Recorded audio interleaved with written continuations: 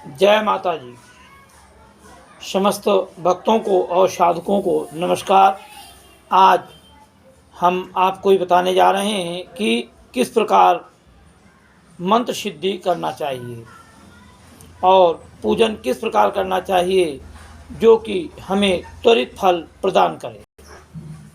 तो इसके लिए सबसे पहले ज़रूरी है कि हमको अपने जीवन में गुरु धारण करना चाहिए। अब आवश्यक नहीं कि हमें गुरु जो है जैसा हम चाहते हैं, जैसी स्थिति चाहते हैं, जैसा हमारी सोच है उसी प्रकार से हमें गुरु प्राप्त हो। तो गुरु के सिर्फ गुण देखना चाहिए, किसी प्रकार का उसमें दुर्गुण हो, अवगुण हो, दोष हो, उस पर विचार नहीं करना चाहिए। गुरु शरीर नहीं होता, गुरु एक आत्मा के अंदर स्थित दिव्य तपमय शक्ति है जो हर आत्मा में उपस्थित है और हर आत्मा उस दिव्य तपोमय शक्ति को अपने अंदर संजोए रखती है। उसको वर्तमान के कर्म, पूर्व जन्म के संस्कार, पूर्व जन्म की सोच, वर्तमान की सोच, ये सब दबा देती हैं। ठीक वैसे ही जैसे एक आग के ढेर को राख दबा लेती है, वैसे ही दबा लेते हैं। इस परिस्थिति में हम जो है नहीं ला पाते अपने अंदर वो संस्कार, वो स्थितियाँ, वो विचारधाराएं, और उस गुरु को हम पहचान नहीं पाते। तो इसके लिए आवश्यक है कि हम गुरु को पूर्ण रूप से पहचानें। जब गुरु को पूर्ण रूप से पहचानेंगे तो गुरु सिर्फ ज्ञान का प्रकाश पुंज है। यदि कोई समझ में नहीं आता है तो भगवान शंकर, आदिदेव और आदिशक्ति माँ कामाख्या को, जिन्हें कामाख्या भी कहते हैं, गुरु रूप में स्वीकार किया जा सकता है।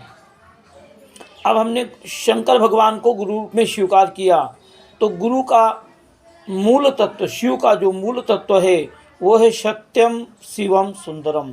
यानी कहीं पर भी हम कुछ भी करें, पर जब हम अपने गुरु के सम्मुख, शिव के सम्मुख आएँ तो सत्य बोलें, मधुरता से बोलें। वो मधुरता केवल वाणी में नहीं, हृदय से होनी चाहिए। और सुंदर बोलें, जितना मधुर बोल सकते हैं उतना बोलें। अब शिव का मंत्र ओम नमः शिवाय, आप इसका जप कर सकते हैं। शिव का आराध्य स्वरूप जो मंत्र है वो सिर्फ है राम, उसका जप कर सकते हैं। या ओम ह्रीम नमः शिवाय, इस मंत्र का शिव और शक्ति के साथ जप कर सकते हैं। अब हमने शिव को गुरु बना लिया। तो शिव तत्व के बारे में तो बाद में जानेंगे, पहले तो हम ये जानें कि शिव कितना सामंजस्य बना करके चलते हैं। भगवान शंकर स्वयं एकांतवासी हैं और उनकी शक्ति भगवती पार्वती भक्तवत्सला हैं। भगवान गणेश विघ्नहर्ता हैं। भगवान शिव के गले में सर्प है और माता का वाहन सिंह है, शिव का वाहन बैल है, उनके पुत्र गणेश का वाहन चूहा है। द्वितीय पुत्र कार्तिकेय जी जो सेनापति, देव सेनापति हैं, उनका वाहन मोर है। ये सब आपस में एक दूसरे के बैरी हैं। जैसे मोर सर्प को खाता है, सर्प चूहे को खाता है, शेर बैल को खाता है। भगवती गृहस्थ में हैं, भगवान शिव शमशानवासी अवधूत भभूत मलने वाले हैं, मुर्दे की भभूत को लगाते हैं। परंतु इन सब के बीच भगवान शिव सामंजस्य बना के रखते हैं। तो वैसे ही आप अपने घर में सबसे पहले सामंजस्य बनाइए। पत्नी को भगवती दुर्गा का रूप मानिए, आप स्वयं शिव रूप में हो जाइए। आपके माता पिता हैं वो राम और सीता के रूप में हो गए। आपके पुत्र पुत्री भगवान गणेश माँ संतोषी के रूप में हो गए। इस प्रकार भगवान शिव की पुत्री मनसा देवी भी हैं। तो इस रूप में अपने परिवार को देव परिवार मान ले लीजिए। अब आप साधना के लिए, पूजन के लिए तैयार हो गए जब आप इस रूप में स्वीकार कर लेंगे। तो अब आप साधना के लिए तैयार हो गए तो सबसे पहले आप भगवान शिव के मंत्र का ओम नमः शिवाय का आप जप करिए और ओम नमः शिवाय के जप को करके कम से कम 1.25 लाख जप करिए ओम नमः शिवाय का। अब आप ओम नमः शिवाय का 1.25 लाख जप करेंगे और उसके बाद अपने घर में एक देव स्थान इस प्रकार से स्थापित कीजिए, जहाँ पर आपके कुल के देवी देवता, स्थान के देवी देवता जिनको भी आप रखना चाहते हैं उनको अपने पूजन स्थान में रखिए प्रमुखता से। फिर इसके बाद ओम नमः शिवाय का आप 1.25 लाख जप का संकल्प कीजिए कि मैं आज शिव को गुरु रूप में धारण कर रहा हूँ और इनके मंत्र का 1.25 लाख जप करूँगा, यानी 1250 माला आपका जप हुआ। अब आपको गुरु रूप में शिव सिद्ध हो गए। इसके बाद आप जो भी पूजा पाठ करते हैं यह मानकर कभी मत कीजिए कि मैं किसी प्रतिमा का पूजन कर रहा हूँ। ये मानिए कि वो देवता आपके सम्मुख प्रत्यक्ष उपस्थित है, उतने भाव से आप उस देवता का पूजन कीजिए, उतने भाव से उस देवता की आराधना कीजिए। प्रेम तब जागृत होगा जब हम किसी के बारे में जान लेंगे, जब तक जानेंगे नहीं तब तक प्रेम नहीं होगा। बाबा तुलसीदास जी ने कहा है कि बिनु जाने होय न परितीति, बिन परितीति होय नहीं प्रीति। बिना जाने आप किसी से प्रेम नहीं कर सकते, पहले जानना आवश्यक है। जैसे आम रख दिया जाए किसी के आगे और वो आम को देखा ही नहीं, उसने कभी जाना ही नहीं, नाम ही नहीं सुना है, तो वो नहीं पहचान पाएगा। पर जिसने आम को देखा है, खाया है, स्वाद चखा है, उसके केवल नाम ले लेने मात्र से ही वह आम के संपूर्ण स्थिति को प्राप्त कर लेगा। किस प्रकार का वृक्ष होता है, फल लगता है, ऐसा स्वाद होता है, खट्टा होता है, मीठा होता है, ये आम इस प्रकार का है, ये आम इस प्रकार का है। तो ये जानने के कारण हुआ। तो सबसे पहले तो आप जानिए कि शिव शक्ति के साथ मिलकर जगत कल्याण की भावना से जब एक रूप हुए तो गणाधिपति हुए, गणेश का स्वरूप धारण किया और विघ्नहर्ता बने। पर मूल तत्व तो गणेश का भी शिव में ही है। अगर नंदी में भी जाएंगे तो वहाँ भी शिव है। शिव संपूर्ण जगत में समाया हुआ तत्व है। तो आप आराधना प्रारंभ कीजिए। दूसरा, हम अपनी दैनिक स्थितियों को सुधारें। ऐसा कोई भी आचरण ना करें जिसके द्वारा किसी को कष्ट मिले, किसी को मन में दुख हो। हमारे व्यवहार से किसी को कष्ट नहीं होना चाहिए। क्योंकि किसी को कष्ट देने का मतलब हम अपने गुरु को कष्ट दे रहे हैं। इस बारे में भी बाबा तुलसीदास जी ने कहा है कि विश्वनाथ ममे नाथ पुरारी, त्रिभुवन महिमा विदित तुम्हारी। भगवान शंकर विश्व के स्वामी हैं, विश्व के कण कण में समाये हैं। अब हम गुरु को धारण कर चुके हैं। भले ही किसी मनुष्य को गुरु रूप में लिया है, पर वह मनुष्य रूप गुरु भी शिव है।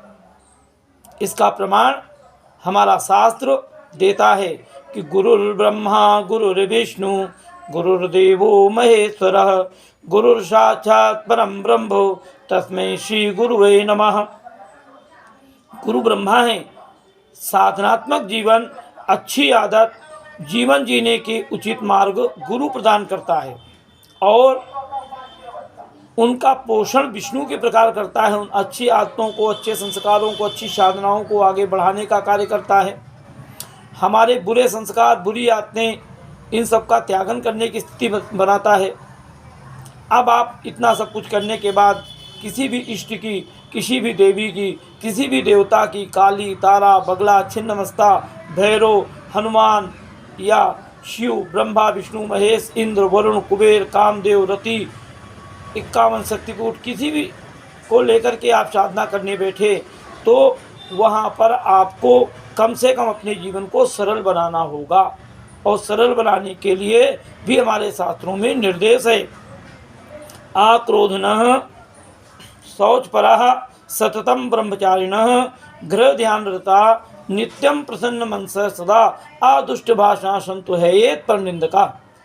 परमात्मा प्रसन्नता में आता है, इसलिए पहले क्रोध का परित्याग करें।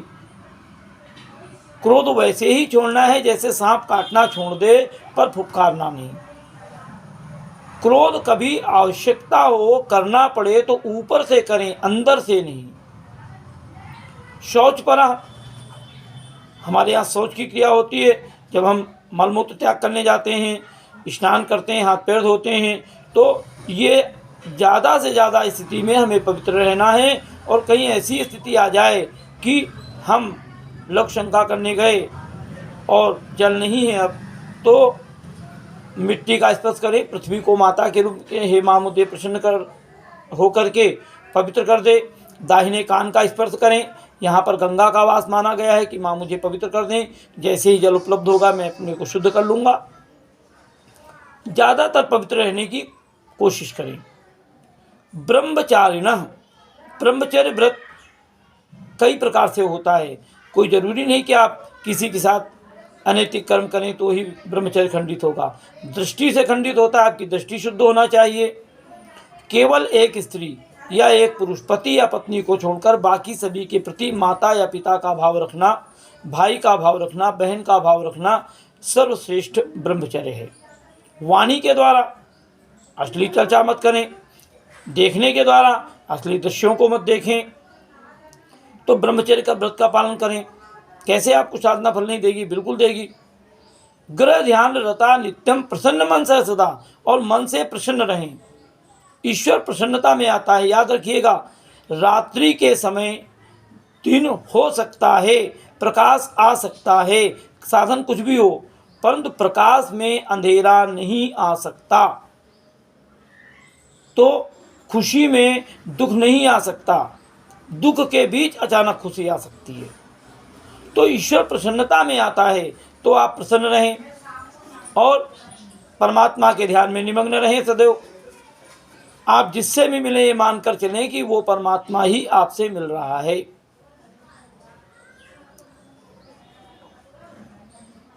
और परनिंदा, किसी की निंदा मत करें। अब आप इन नियमों का पालन करते हैं और फिर साधना करते हैं तो आपको आपकी साधना का 10 गुना फल प्राप्त होता है। निश्चित समय में साधना करें, समय निश्चित होना चाहिए। क्योंकि अगर हम किसी महापुरुष से, किसी बड़े व्यक्ति से मिलने जाते हैं तो समय निर्धारित करते हैं, निर्धारित समय में मिलता है, पहले जाने पर भी नहीं मिलता, बाद में भी नहीं मिलता। तो परमात्मा तो सबसे महान है। सहत शीर्षा पुरखा सहस्राक्ष सहस्रपातो सभूमिग्वं सर्वतिष्ठत दशांगुलम। वो परमात्मा जो 10 अंगुल के शरीर में स्थित है, इस संसार में बहुत बृहत रूप में स्थित है। समस्त प्राणियों से, समस्त आत्माओं से, समस्त जीवात्माओं से, समस्त पशु पक्षियों से, पर्वत नदी किन्नर नाग देव गंधर्व यक्ष भूत प्रेत आदि सभी से उसका संपर्क है। तो वो हमें निर्धारित समय जो हमने किया है, उस समय जब हम नित्य प्रति उसका भजन करेंगे तो वो उस समय हमको अपना समय अवश्य देगा। क्यों? एको हम बहुआस्मि, वो एक होते हुए भी बहुत रूपों में स्थित है, हमें हमारा उत्तर देगा। वो कभी किसी के साथ भेदभाव नहीं करता। तो समय निश्चित हो, निश्चित संख्या में ही मंत्र जप हो। अब निश्चित संख्या के लिए आप माला ले सकते हैं, या एक समय बना लीजिए कि आपको 10 बजे से लेकर के 3 बजे तक, या 10 से 2 बजे तक, 10 से 1 बजे तक, 9 से 11 बजे तक, जो भी आपने समय, वो समय निश्चित होना चाहिए। 2 मिनट ज़्यादा हो, आगे इधर पहले 2 मिनट पहले ले लो और बाद में 2 मिनट बाद तक लो। निश्चित समय में जप करो। सफलता अर्थात सिद्धि आपके कदम चूम लेगी, आपसे बिल्कुल भी दूर नहीं जा सकती। और जब आप गुरु की शरण में जा चुके हैं तो याद रखिएगा कि गुरु की कृपा प्राप्त होने के बाद, भगवान शिव की कृपा प्राप्त होने के बाद, भगवान शिव ने और भवानी ने घोषणा करी है कि अभिचाराणि सर्वाणि मंत्र यंत्राणि भूतले भूचरा खेचरस जलजस उपदेशिका सहजा कुलजा माला डाकिनी शाकिनी तथा अंतरिक्ष चरा घोरा डाकिन्याच महाबला ग्रह भूत पिचाचाच यक्ष गंधर्व राक्षसाः ब्रह्म राक्षस बेताला कूष्मांडा भैरवादय नश्यन्ति तथा तस्य कवचे हृदय संससिते। गुरु की रक्षा रूपी कवच, गुरु के ध्यान रूपी कवच जब आपके मन में आ जाएगा तो संसार की कोई भी भूत प्रेत मंत्र डाकिनी शाकिनी ग्रह नक्षत्र तारे योग करण या किसी व्यक्ति की दृष्टि भाव विचार आपका अहित नहीं कर पाएंगे। आपको आगे बढ़ना अकाट्य सत्य है, इसको कोई रोक नहीं सकता। अब क्यों नहीं होता, तो वहाँ एक कारण आता है अविश्वास। आपको अपने इष्ट पर अपने गुरु पर इतना दृढ़ विश्वास होना चाहिए कि अगर हमसे स्वयं गुरु भी आकर कह दें कि मैं झूठा हूँ, तुम्हारी पूजा झूठी है, तो आपको अपना पूजन अपना कर्म बंद नहीं करना है। एक बार में सफलता नहीं मिली है, 10 बार में मिलेगी, 50 बार में मिलेगी, परंतु मिलेगी। क्यों? यह भी बात तुलसीदास जी ने पहले कह रखी है कि जेहि पर जेहि कर सत्य स्नेहु सोते ही मिलहि न तापे कछु संदेहु। जिसका जिससे सच्चा प्रेम होता है वो उसे अवश्य ही प्राप्त होता है। गुरु के बचन प्रति तिन जेहि सुख सिद्धि सपनेहु नहीं तेहि। जिसे गुरु के वचनों पे विश्वास नहीं है उसको सिद्धि प्राप्त नहीं हो सकती। गूढ़ तत्व को सरलता से समझाना भी गुरु का काम होता है।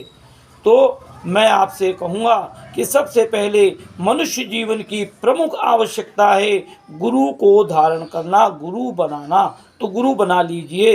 अगर अभी भी संकोच है तो अपने माता पिता को गुरु बना लीजिए। उनका आप नित्य प्रति बंधन कर सकते हैं, चरण बंधन कर सकते हैं, अभिनंदन कर सकते हैं, उनकी सेवा कर सकते हैं, उनकी आज्ञा का पालन कर सकते हैं। इस प्रकार सहज सरल स्थिति में आप गुरु तत्व को प्राप्त कर लेंगे और आपकी प्रत्येक साधना प्रत्येक पूजा सफल होगी।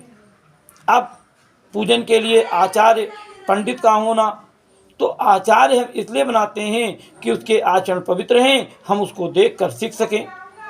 आचार्य वो है जो अपने आचरण के द्वारा जगत को उपदेश दे सके।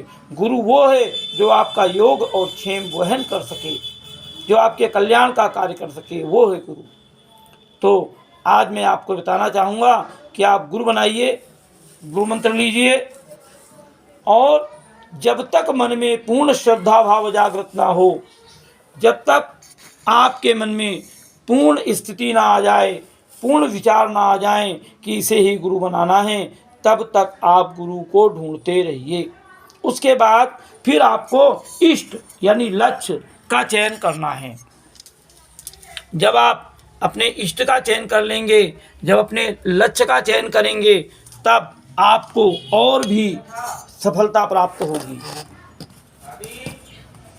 तो आप उनकी शरण में चले जाइए, भगवती जगदम्बिका की। आप जिसको भी गुरु बनाना चाहते हैं उनकी शरण में जाओ और उनसे ये निवेदन करो कि वो आपको पूर्ण रूप से जो है स्थिति प्रदान करें, पूर्णता प्रदान करें। गुरु आपकी स्थिति में आए, आपके सम्मुख, और आपका मार्गदर्शन करें। जैसे मैं भगवती जगदम्बिका को अपना इष्ट मानता हूँ, अपना आराध्य मानता हूँ, तो आप किसी को भी मान सकते हैं, राम को, कृष्ण को, गोगा पीर, जाहर पीर, गुरु गोरखनाथ, मच्छेंद्रनाथ, विश्वामित्र, किसी को भी अपना लक्ष्य बना सकते हैं और अपनी साधना कर सकते हैं। आपको साधना में सफलता मिलेगी, इसमें कोई तोमत राय नहीं है। परंतु सबसे पहले आपका नैतिक जीवन का व्यवहार शुद्ध होना चाहिए। तो ये हुआ आपका आचार व्यवहार की शुद्धि। अब दूसरी चीज़ क्या है? दूसरी चीज़ है आपको अपने भोजन की शुद्धि करना, सात्विक भोजन करना।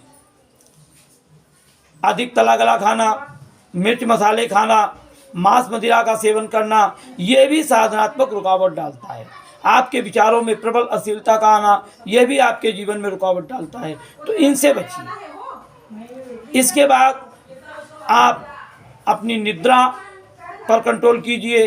अब ऐसा नहीं कि आपको रात को 3 बजे तक जग रहे हैं, वीडियो देख रहे हैं, मोबाइल देख रहे हैं, बातचीत कर रहे हैं और सुबह 11 बजे तक सो रहे हैं। सोने का समय भी बिल्कुल आपको निश्चित करना है, साधना का समय निश्चित करना है, सुंदर विचारधारा के साथ आपको चलना है, गुरु के वचनों पर विश्वास करना है, माता पिता का सम्मान करना है, अपने इष्ट का सम्मान करना है, तब आप पूर्ण सफलता प्राप्त कर पाएंगे। और जब इतना सब कुछ हो जाएगा, ये सब कुछ आपके जीवन में आ जाएगा, तो याद रखिएगा, ईश्वर ने घोषणा कर रखी है, परमात्मा ने घोषणा कर रखी है कि सर्वधर्मान परित्यज्य मामेक शरणम व्रज। तू तो और बाकी सब कुछ छोड़ दे, केवल मेरी शरण में आ जा। और भगवती ने भी घोषणा करी है, ऐसा नहीं कि केवल कृष्ण जी ने कह दिया और हम उन्हीं की बात मान लें। भगवती ने कहा है कि शरणागत दीनार्थ परित्राण परायणी सर्वस्यार्थ हरे देवी नारायणी नमोस्तुते। एक बार मेरी शरण में आ जा, समस्त दुखों से तुझे मुक्ति दिलवा दूंगी। ए भी त्वच नित्यम स्तोषेष माहिते तत्सकल बाधा नासिष्याम न संशया। तू तो किसी भी रूप में मेरी स्तुति कर, मैं तुझे सफलता प्रदान करूंगी। तो आगे हम गुरु मंत्र की ओर अगले वीडियो में बात करेंगे, मंत्र साधनाओं के बारे में बात करेंगे। सबसे पहले मैं आपको अपना अनुभव बताता हूँ कि जब मेरी उम्र 13 या 14 साल की थी, मेरे मन में आया कि मुझे गुरु बनाना चाहिए। तो मैंने एक संत थे, मंदिर में रहते थे, उनसे कहा कि गुरुदेव क्या बिना गुरु की साधना नहीं हो सकती? उनका गुरु बनाना तो आवश्यक है। तो मैंने कि किसको बना लूँ? तो संत ने ये तो नहीं कहा कि मुझे बनाओ, परंतु उन्होंने कहा कि गुरु वो होना चाहिए जो गूढ़ तत्व जानता हो। मैंने 3-4 दिन तक विचार किया कि ऐसा कौन है जो गूढ़ तत्व जानता है। मैं बचपन से रामायण का पाठ किया करता था। मेरे दिमाग में एक चौपाई आई, भगवान शंकर कह रहे हैं, शिव ने कहा है, शिव के मुखारविंद की वाणी है कि हुई है वही जो राम रचि राखा, को करी तर्क बढ़ा वही शाखा। वो अवश्य ही घटित होगा जो राम ने रच करके रख दिया है। अगर मेरे दिमाग में गुरु के लिए बात आई है तो अवश्य ही मेरा गुरु कहीं होगा। मुझे ध्यान करना चाहिए और मुझे गुरु मिलना चाहिए, ये चिंतन मेरे दिमाग में चलने लगा। आज मेरे मन में आया कि शिव को स्नान कराना चाहिए, तो मैं गया। जिला झाबुआ पुलिस लाइन में निवास था, मेरे पिताजी पुलिस में थे, सामने बाबा जी रहते थे। तो उनसे पूछा तो उन्होंने कहा भैया क्या जानना चाहते हो? मैंने कहा शंकर जी को नहलाते का। वो तो बोले सुबह 4 बजे। मैंने कहा अच्छा। 3:45 बजे उठा, मैंने स्नान किया, बाल्टी ली, सामने पानी की टंकी थी, वहाँ से 2 बाल्टियाँ भरी, शंकर जी के लिए लेकर गया, नहलाया रगड़ करके, और बाबा जी के साथ में 4-5 बाल्टियों से नहलाया। 15 दिन बाद मैंने स्वप्न में देखा कि भाई मेरी बाल्टी कोई छीन करके भग रहा है। अब लड़कपन में डर गया और ये कार्य मैंने बंद कर दिया। 3-4 दिनों के बाद मुझे जो है स्वप्न में क्या देखता हूँ कि भगवान शिव के मंदिर में बैठा हूँ, वहाँ एक संत बैठे हैं, बोले बेटा रामायण पाठ शुरू कर दो, तुम्हें तुम्हारे जीवन का लक्ष्य मिल जाएगा। रामायण पाठ शुरू कर दिया और इस प्रकार मैंने संपूर्ण कार्यों को अपने सिद्ध किया। जय माता जी। अगली वीडियो में मिलेंगे, तब तक लाइक करें, सब्सक्राइब करें।